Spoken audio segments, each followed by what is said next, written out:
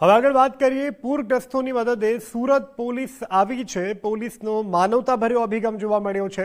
DCP zone 1 Alok કુમારે રાહત કીટનું વિતરણ કર્યું।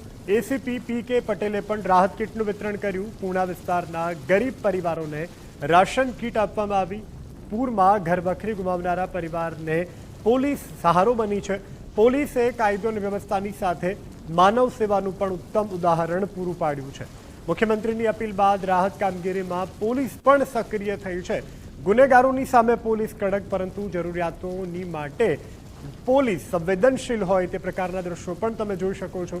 જમીની સ્તરે પહોંચી અને અસરગ્રસ્તોની મુશ્કેલીઓ જાણી સહાય કરવામાં આવી।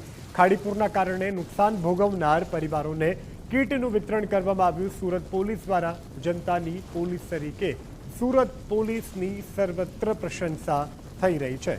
તો સુરત પોલીસની આ પ્રશંસનીય કામગીરી તમે જોઈ શકો છો કે જે રીતે નિરાશ્રિત લોકો છે તેમની રાશન કીટ વિતરણ કરવામાં આવી રહી છે। અન્ય જરૂરિયાતોની જે વસ્તુ છે તેનું પણ ધ્યાન રાખવામાં આવી રહ્યું છે। ત્યારે સુરત પોલીસના આ માનવીય અભિગમને સૌ કોઈ બિરદાવી રહ્યા છે।